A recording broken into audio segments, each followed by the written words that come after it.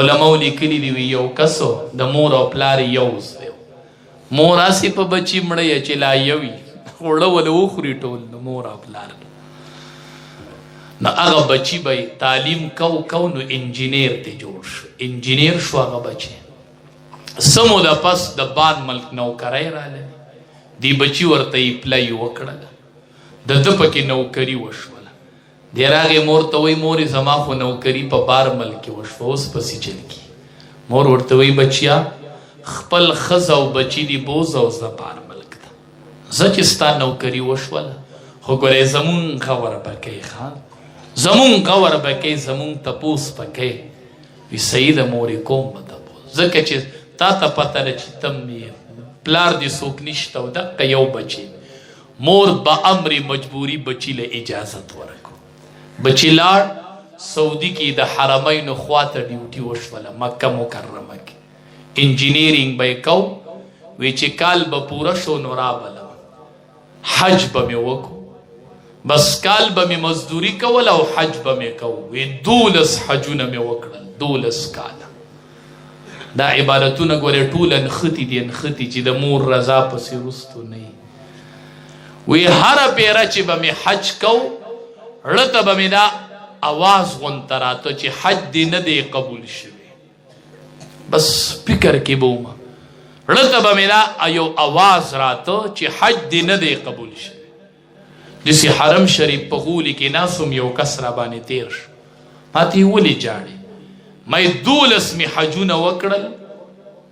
د بیت الله طواف کومه او ړه ته مې دا اواز راځي چې حج دې نه دی قبول شوی دا ضمیر راته وایي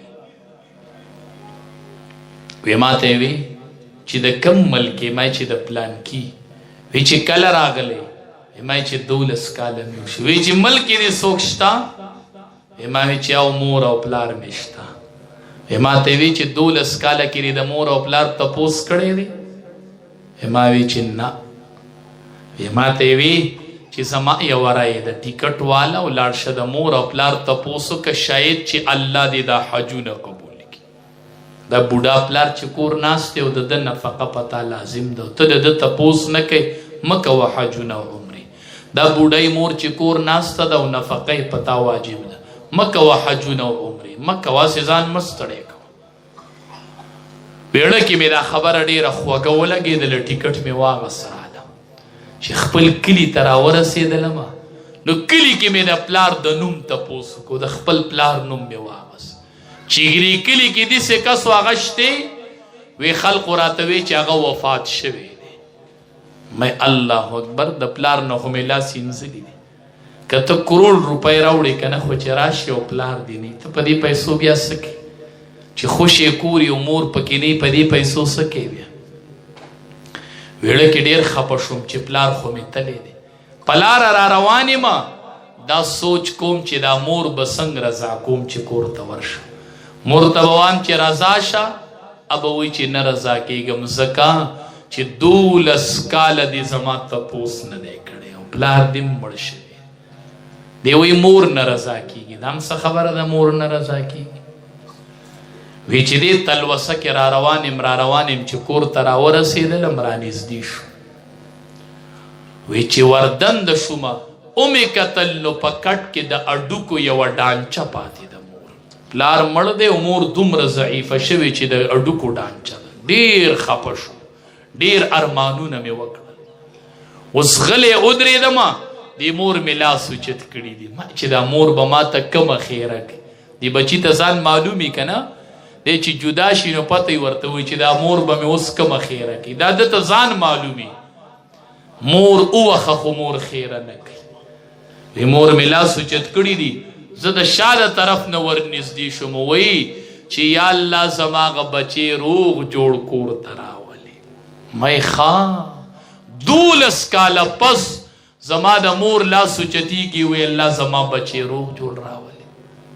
زه د داسې مور تپوس ما نه دی کړی وی رانږدې شو مړه مې ډاډ شو چې مور به روغه وکړي ځکه چې 12 کاله پس دا دعا کوي وی رانږدې شومه وی مور ته مې وی چې مورې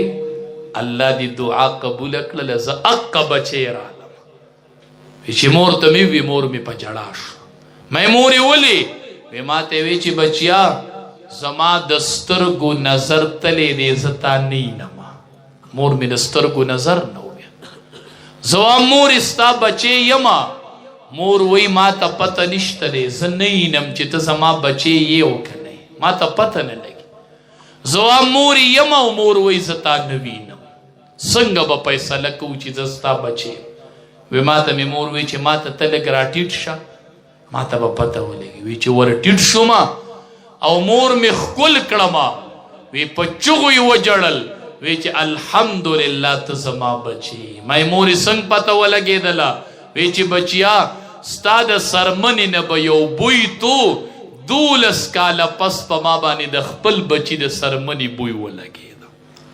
د هغې مور خلاف ته ته ولاړې چې هغې د ستا د سرمنې بوی یاد دی چې د ده د سرمنې نه دا بوی ځي. ته د هغې مور خلاف ته ولاړې،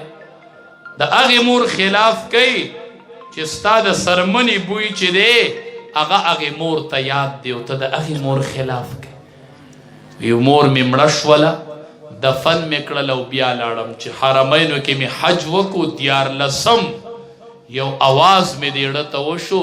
چې دا حج دیم الله قبول کو، هغه 12 حجونه دیم الله قبول کړل.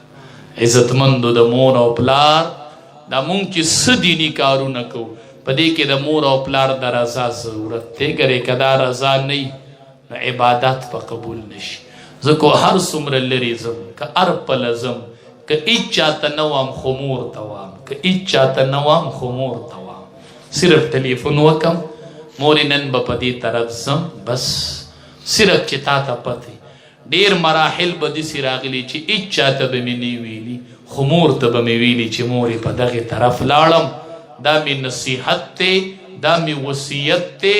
دا مې سوال دی چې بچو د مور او پلار د اجازت نه بغیر هیڅ کار تم لاس نه ورچوئ. قمقله مور دی ولی نه، بوډا پلار دی ولی نه، خو چې تا ده ستا دپاره ډېر څه دی، لږه رضا ترې نه الی، لږه رضا ترې نه الی. به هر صورت رب العالمین دې د عمل